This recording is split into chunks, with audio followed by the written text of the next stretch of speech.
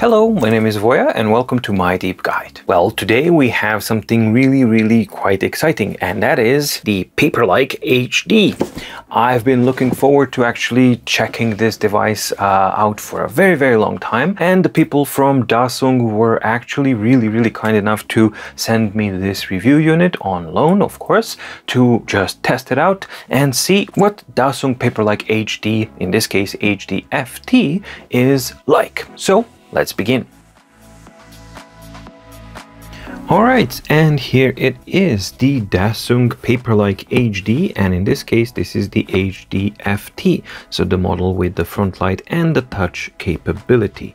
The overall packaging and everything that you get is pretty much the same. The only difference between the three models, the HD, HDF and the FT, is no Frontlight, Frontlight plus touch. Alright, so let's open it up and see what you get in the packaging.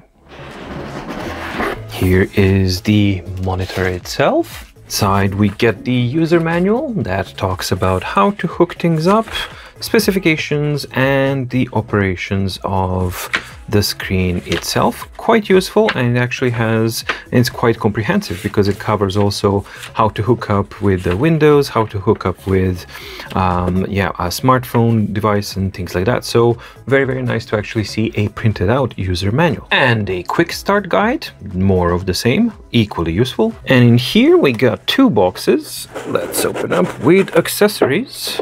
In this one you get this attachable foot, which is basically like a foot stand for the screen. I'll show you later how that attaches to the monitor. And you get a set of spacers and screws for mounting the Paperlike onto a VESA standard stand, which is a really welcome thing to see. And in this box, we got cables, and for some reason I got actually two sets. I don't know if that's standard because I think normally you are supposed to get just one of these multi-cables. So for some reason I got two. The multi-cable is super useful and necessary because it's basically the main way that you can hook up the Dasung, or the easiest way that you can hook up the Paperlike to other devices. On the one end we have the mini HDMI, so not micro but the mini HDMI, and on the other end we have the regular HDMI and the USB power. This one goes into the monitor itself, the Paperlike, and this one goes into the output of a device. The USB is used for 5-watt power supply to the screen, and it needs to be a device that's able to actually deliver minimum 2 amps. If you hook this up to something like this and then hook this one up into your smartphone, the smartphone won't be able to provide power to the screen, so you will need to hook this up to an external power supply and then everything else will work fine. Nice length of the cable and nice quality of the cable. So the contents of the Paperlike packaging are the screen itself, the stand that you can attach to the screen, multi-cable, VESA compatible spacers and screws, and user manuals and quick start guide. Everything that you need to get started. Now onto the device. And here is the Dasung Paperlike. The layout is pretty much identical across the range. As I said, this is the HDFT, the top of the range, 13.3-inch e-ink display monitor. So this is not a tablet or anything like that. This is just an external monitor. On the front, we have the all plastic design here with the bottom panel, shiny Dasung name of the device, and we have control buttons here, which we will talk a little bit in detail a little bit later. On the bottom we have a little bit of an extension here. Now these are speakers as far as I understand it, but for some reason I was unable to actually get them to work. Maybe it's my fault or something that I misunderstood. It should work as far as I understand it, but I wasn't able to actually get them to work. It looks like speakers and it should be speakers, but you know, don't quote me on that. I'm not 100% sure on that one. But what I am sure about is that at the back, these 4 holes are there for mounting the screen onto a VESA compatible mount for your desk or whatever it may be. And they are following the 75 by 75 millimeter standard, and you can use the included spacers and everything else to mount it. This hole here at the bottom is for mounting the leg or the stand that you just kind of screw in, and then you're supposed to simply put it like this, and then it rests under a certain angle.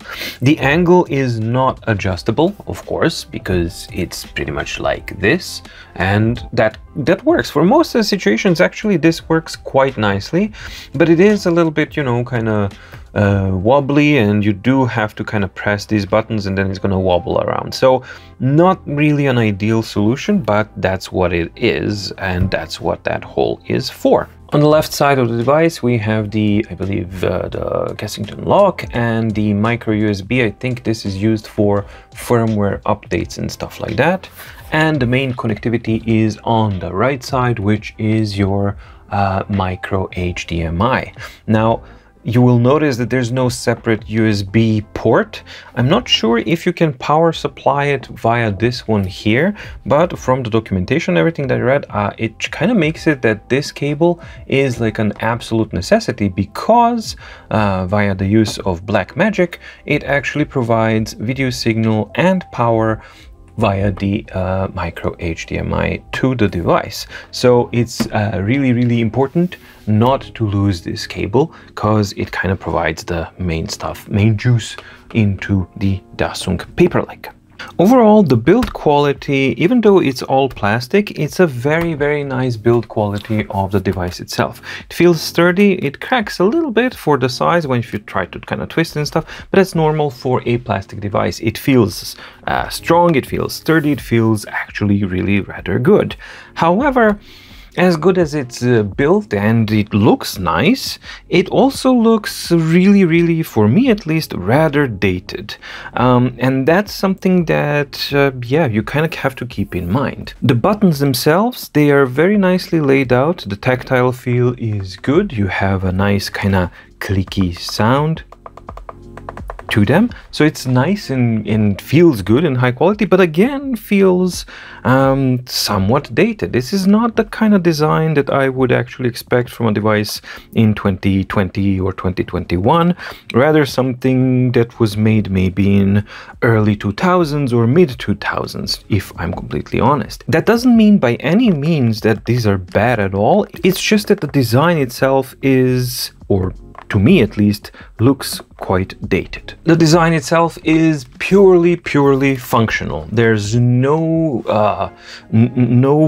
like non-functional, purely aesthetic element added to it at all, other than maybe, you know, the logo, but that's also functional so that people know what it is that you are using. So if you are looking for a device that has a design that's gonna excite you and stuff like that, this is not it. But as far as functionality goes, really, really good, and it works. Now, that being said, I am all for minimalist and functional design, but even in that realms, and if I kind of take into consideration that it's a minimalistic functional type of an office device, which would make perfect sense, even there, it's I would be really hard pressed to characterize anything design-wise on the Paperlike HD FT as modern. Like there's not even literally nothing that I can characterize as modern. Not necessarily a bad thing, but definitely something that strikes me as an impression of a device. However, as practical as it is, I wish there was more real-world practicality embedded in the design. What do I mean by that? Well, first of all, I wish there was a thinner bezel. I really don't think that they need this much width on the whole thing. And I know for sure that you do not need this type of a depth level for the screen itself. That's one of the major things that makes it really seem chunky and bulky, and that indentation, depth of the indentation, is making the device look rather dated. It would have been much nicer if it was flush with the surface, or at least to have a thinner bezels and less of an indentation. The second thing that I don't think is practical is this foot stand. While I do welcome that there is an engineering part of it, that you just put like a little stick in there and then that's supposed to hold your device, which is okay, but when you take the price range of this device into consideration, the lack of extendable or bendable or a pivotable stand that's a part of the design is rather odd. So definitely for the price range and for the time that we're living in, this stand solution, yeah, not really practical. It works, but it's not something that I would characterize as practical, because it's just one angle and it's supporting the device on one side and it doesn't do it that well. And finally, on the practical side of things, it's the lack of basically dealing with cable management at all. So all you got here on the side is this one plug, and you plug it in and that's it. And maybe to some people this will be okay, but if you're looking for a minimalistic design, this cable is rather long and thick, and it's not super flexible, especially because it has the magnet here as well. This is not something that's bendable. This is not something that you want to, that you will be able to bend or tuck away, because of two reasons. First of all, you will probably damage the cable over an extended period of time. And second of all, a lot of weight would be pressed on the jack itself. And you really, really don't want to do that, because over an extended period of time, that kind of bendiness is the thing that causes the solders and the connection inside to actually crack, and then you have a looser connection, you start to receive alien transmissions and all that kind of stuff.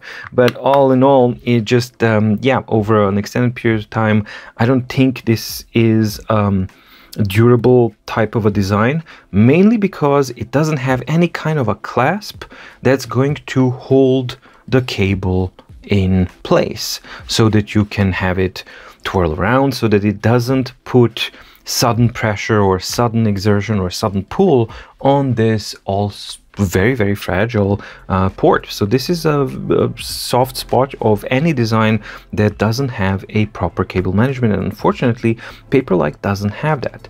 Now, if we put the practicality side of things aside, aesthetically I really don't like it, and I think this could have been solved very, very easily if this was a right angled port, or a jack. So if they had a 90-degree angle jack that would actually just go like clunk like this, then you would have your cable actually going alongside your device, and you could have a clasp here that's gonna hold the cable in place, or maybe one on the back as well, so that you can have the cable actually going back here and be out of the way, basically. Because right now there is absolutely no way that you can put this cable out of the way and make it make your desk a clean affair, a minimalistic and clean affair. Maybe for a lot of people this won't be a thing, but for me this was one of the things that I was constantly kind of noticing, and just for me this is actually an important consideration, and I wish that, especially for the price point, this I believe should have been designed in a slightly better way. And finally, there is a lack of rubber feet to prevent the device from sliding. Because if I was to just use a keyboard and I wanted to kind of simply lay down the device against something, it would constantly slide. The design is made actually in such a way that this provides for a perfect sliding surface. It's smooth plastic, it doesn't have any rubber, and it doesn't have any sharp edges because it's nice and rounded. But unfortunately, that means that it's just gonna slide all over the place, and that's something that's not terribly practical, especially if you take into consideration that it doesn't have an adjustable stand as a part of it, and that all you get is this little foot, which in some cases, in one case it will work, but in any other case or scenario it won't, because it's simply not adjustable. Granted, yes, it's great that you have a VESA mounting capabilities, but we're talking about the capabilities of the device on its own, not by using some additional accessories. And as such, especially for the price point, I believe it lacks these specific things as far as the design goes. Don't get me wrong, there are definitely a lot of great design options here, such as the VESA compatibility, included multi-cable, and the quality of the buttons, because they are really high quality, give a great tactile feel and a good sound. I really love that. However, there's also quite a few missed opportunities that are, for me at least, in 2021, quite noticeable, especially when you consider the price point. Alright, so let's talk a little bit about the specifications, price, and availability of the device. So, as I said, this is a 13.3-inch e-ink powered screen, which sports the standard resolution for these panels of 2200 by 1650, which means that it runs PPI of 207, pretty much the same as Max Lumi or Quaderno, QuarkLogic paper. Any device that's using this panel, they have the same specifications. As mentioned, connectivity-wise, it has an HDMI plus USB port, VESA 75 by 75 for mounting. Depending on the model that you actually choose from, Paperlike HD is no Frontlight and no touch capability. HDF is the same thing, just the Frontlight capability added, and HDFT is Frontlight and touch compatibility or functionality added. Now, what's important to actually note is that the touch functionality via HDMI works only on Windows and Linux. Mac OS, iOS, and Android, unfortunately, are not supported. As mentioned, this is an external e-ink monitor, not a tablet. So the specifications that we are interested in are image controls, and Paperlike HD comes with plenty of them. We have 9 contrast levels, we have 4 different grayscale modes, they are calling them M1 to M4. We have, let's see here, 5 different speed modes that go from black plus plus, super high contrast, the slowest one, but the crispiest one and best for use with written content, more on that a little later, and then black plus, fast, fast plus, and fast plus plus. The Frontlight devices, so HDF and FT, they have a Frontlight which has a warm light and a white light and an off toggle. Unfortunately, it is not possible to mix between the Frontlight and the warm light. You choose either one or the other, and then you adjust the intensity, and the intensity has 9 levels, so 9 levels of Frontlight intensity. You have the ability to manually refresh the screen, and that's pretty much it. So the price range is, the Achilles heel of any e-ink device, including especially the ones that are using the large panels. So these large panels cost a lot of money, so the base price of a device is going to be really high, and Paperlike HD is not an exception to that, unfortunately. However, they are running some sales now, so the Paperlike HD, just the HD version, will set you back $999 US. HDF, so no touch compatibility, is going to set you back $1,049, and the top of tier model, the HDFT, is going going to be $1,099. These are somewhat lower prices than their usual retail prices, so check out the website and then you'll actually see what the usual retail price is and what the current prices are. So while it's nice to actually see some price discounts, especially on a pricey device like this, I think that the prices are still in a really high range, which yeah, puts it into a very niche kind of a category of a device. Paperlike HD-FT is a very comprehensive and focused e-ink monitor. You have the ability to adjust the contrast levels, the speed modes, the grayscale modes, the Frontlight levels, and all of which basically when you combine, it just means that whatever the scenario might be that you are going to be using this screen in, it's very likely that you will be able to find very quickly a combination of parameters or the adjustments that will fit your needs best. There is a very small learning curve just to get used to the commands and what they actually mean and how to use, because there's like a combined also like one button and plus or minus and things like that, but that is done in a matter of a couple of hours. I mean, as soon as you get the device, you just start using it and playing with it a little bit, and before you know it, it's like second nature. So it's a simple one, but yes, there is a tiny little learning curve, which is to be expected because it has quite a bit of functionalities. I believe that it's definitely worth putting a little bit of effort into getting used to these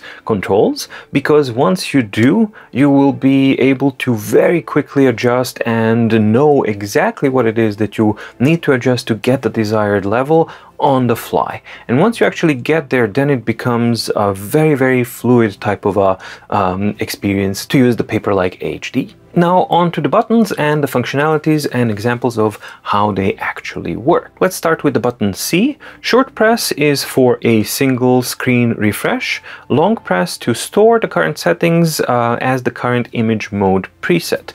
Now, to be honest, I'm not entirely sure how this works. I have tried to do it, but I'm pretty sure that I'm doing something wrong because I never managed to actually get it stored into the current memory slot or to kind of recall it. So maybe it is, I'm inclined to kind of point the finger at me that I'm doing something wrong because the documentation says that it should work like that.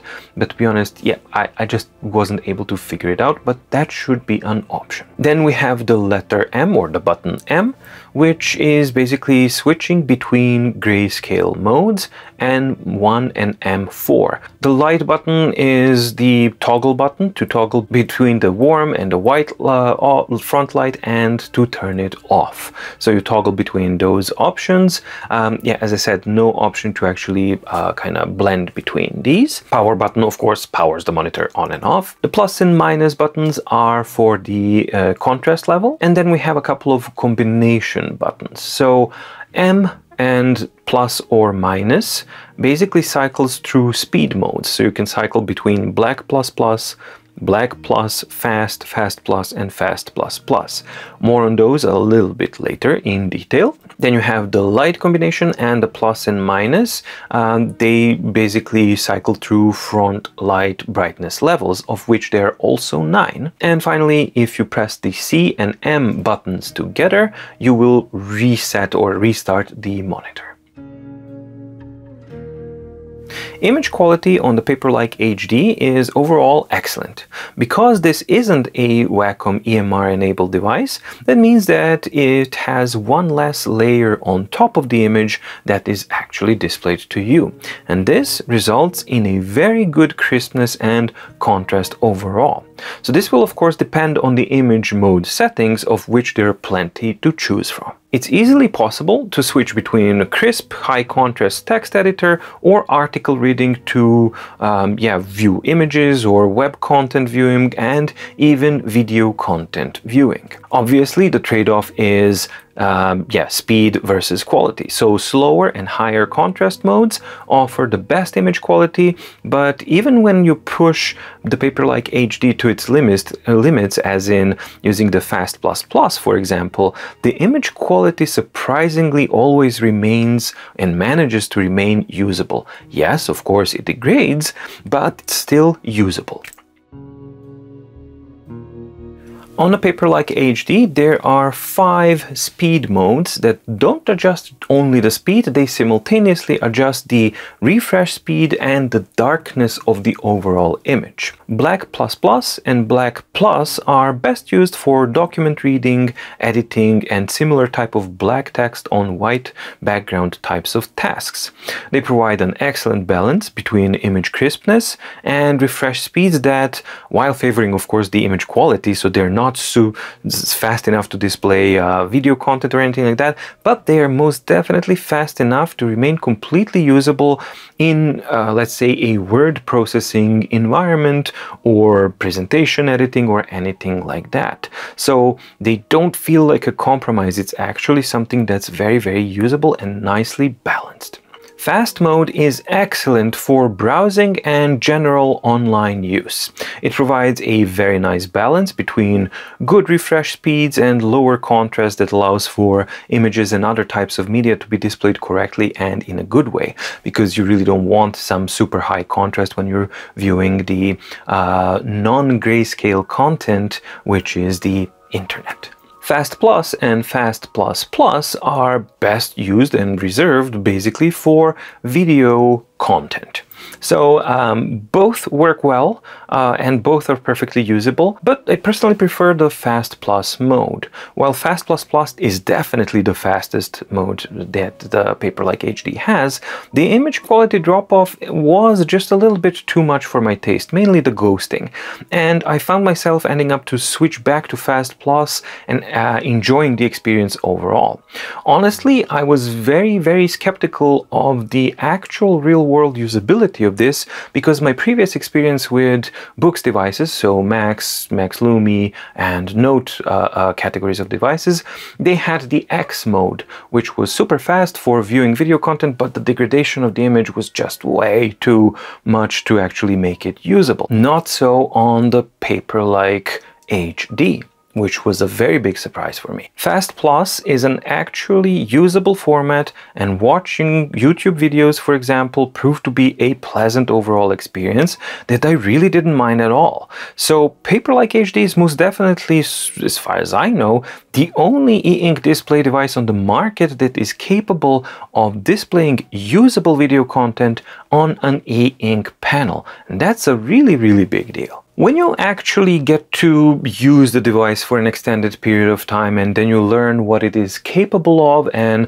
how to make it perform and how versatile it is, how fast it is, how good of a quality it is, and how easily adjustable it is for a wide range of situations and applications that you might need it, then the high asking price begins to make some sense. However, I still maintain that for the $1,000 plus markup, or that's the price of it, I think that it just needs to look and feel like a $1,000+ device for it to belong in that price category. And currently, as I mentioned, the dated design, nothing quality-wise. Quality-wise, it's great. It's just the design and practical solutions, the cable management, and all that kind of stuff doesn't quite fit into that category. Frontlight on the Paperlike HD F and FT models is definitely a welcome addition to the overall design, but unfortunately it's not its strong point. You have the ability to switch between white and the so-called warm light.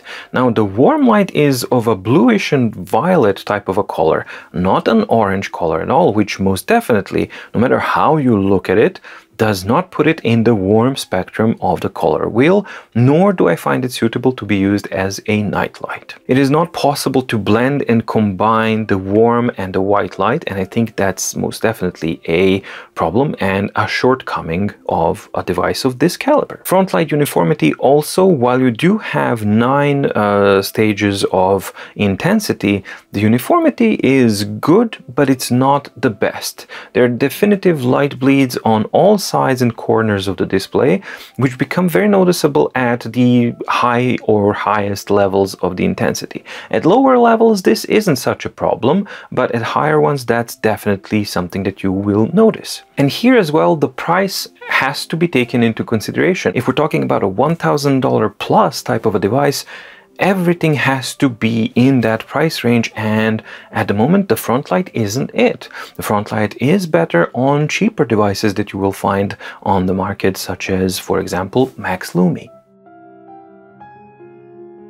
Connectivity of the Paperlike, as I mentioned, is basic, but definitely real-world usable. I didn't have a single problem to establish a connection between my PC, my old MacBook, what was it then, iPad, Android tablets, iPhone, and a regular Android phone. Whatever I threw at it, it was pretty much a very straightforward type of an affair. The only thing that you need to remember is that if you're using smart devices and tablets and you use something like this, like a hub with an HDMI out, it will work, but the power supply has to come for the Paperlike HD. The power supply has to come from an external power supply because these devices are not able to supply the 2 amps 5 volt that the Paperlike HD requires. So you can't just plug in the HDMI and the USB into this one and then plug this into a phone or a tablet.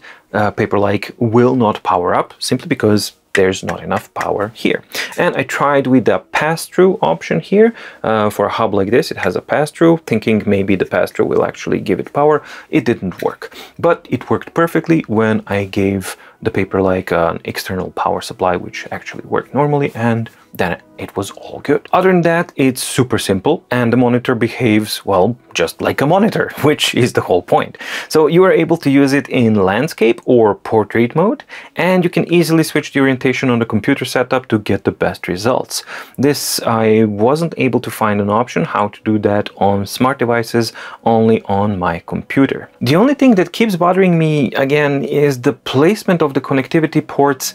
No option of the cable management, and this becomes extremely prevalent when you attempt to use the device in the portrait mode, because you can only use it in portrait mode in one orientation, which is this one, because the HDMI is up here. So you can't really just, you know, put it like this and then land it on a cable. And when you want to use it like that, then you end up with something that looks like this. Now, I'm not comfortable to let this cable hang and put this much weight and pressure on that one port. So I think that, you know, the right angled HDMI and some cable management class solutions would most definitely have been a necessity on a device like this, and especially on a device that's a $1,000 price range.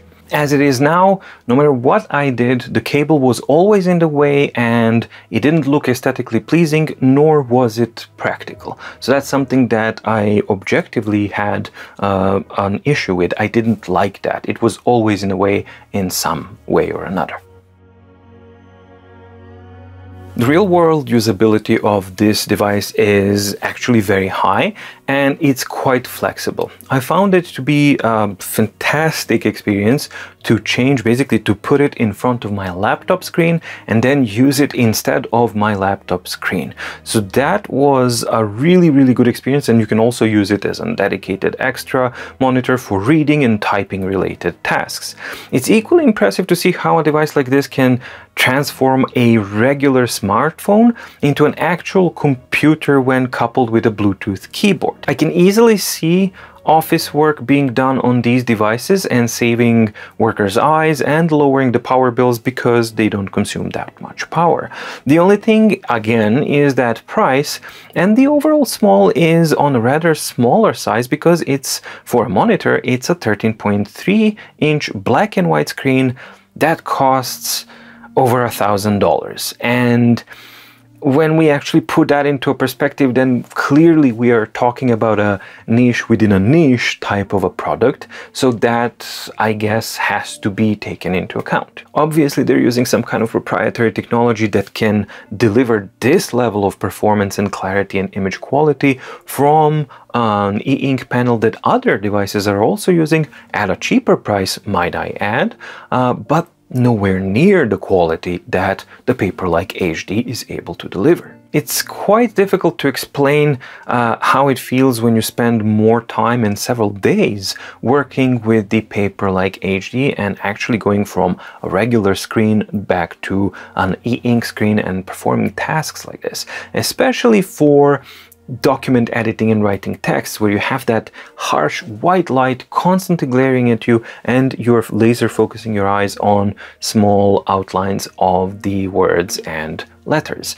Now, when you actually switch to the Paperlike or an e-ink display, the difference is huge, and it's not just your eyes that relax, but actually your eye area and the face, your entire face starts to relax a little bit.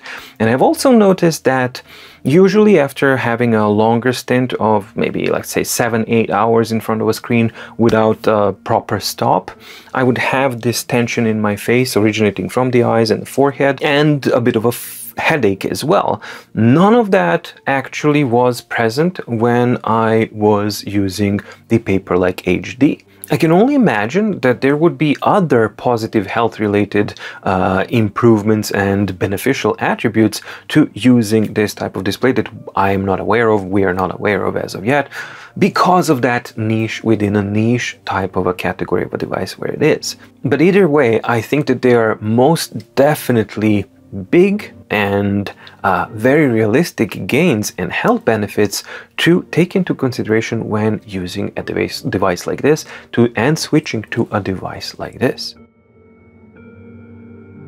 So it's the conclusion time for the Paperlike HD FT in this case, and as usual we start with the cons. As I mentioned, for the price range, the design is dated, definitely doesn't feel like a device that's $1,000, and it doesn't feel like a device that belongs in 2020. The design kind of a con is not a big one, but for me a very, very real con is lack of cable management, or basically any thought behind cable management for a device like this. Touch capacity on the FT version is limited to Windows and Linux platforms only, so that's something that's most definitely a con for Mac users. Frontlight is definitely not the best and most definitely far from the price range where this device is in. And finally, the price itself has to be mentioned as a con. Even though I know that it has to cost a lot, it still costs a lot. Now on to the pros. Excellent image quality, clarity, sharpness, contrast, and all of the above. Really, really excellent. Versatility and flexibility of the device, because it has such multitude of controls and options and all these kind of things, they feel well thought out, well tested, and well balanced. And as I mentioned, it's really easy, and that's the other pro, ease of use.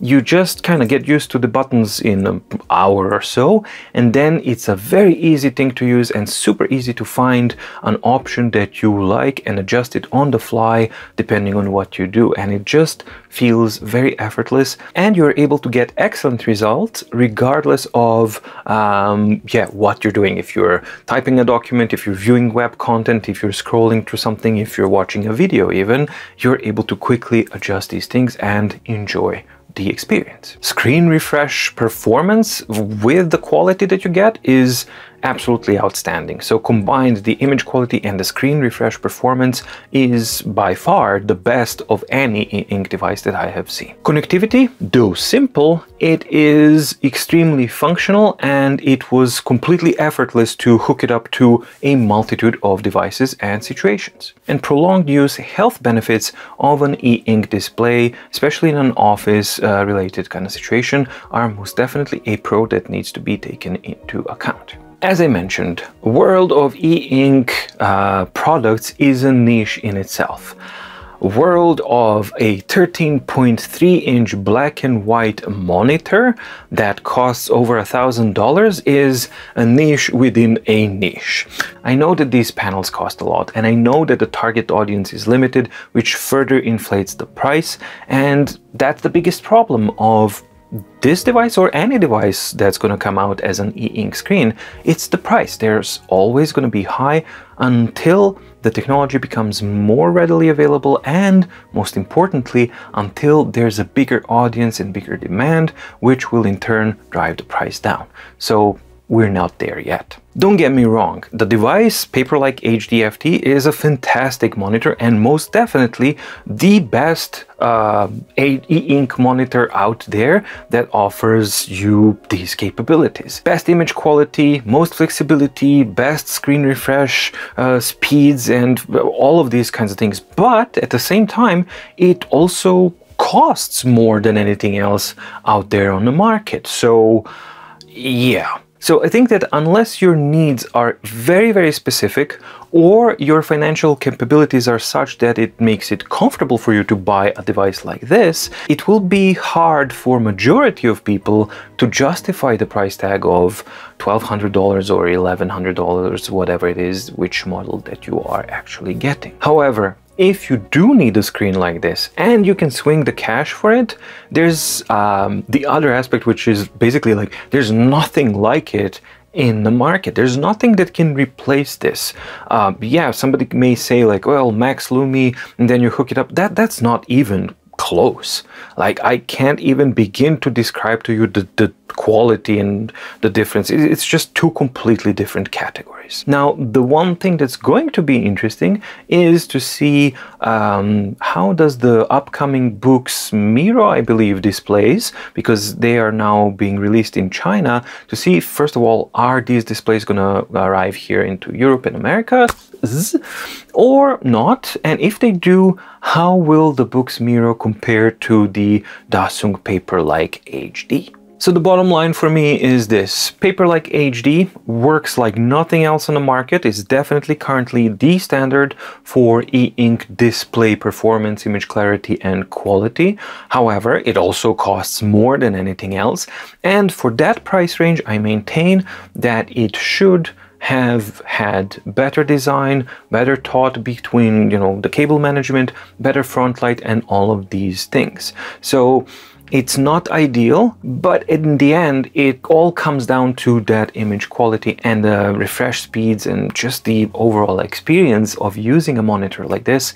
And there, I don't know of a substitute that can compete with this. So currently, Paperlike HD is, a category of its own, both price-wise, but also performance-wise. So if that's what you need and you can swing cash for it, it's definitely a win.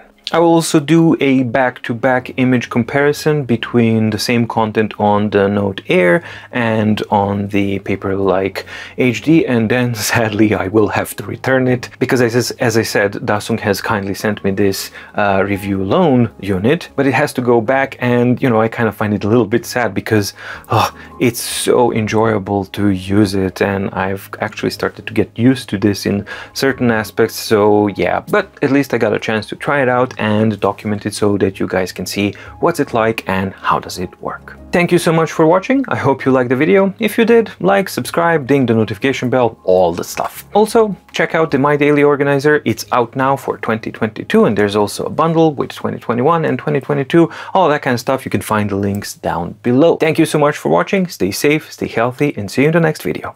Bye!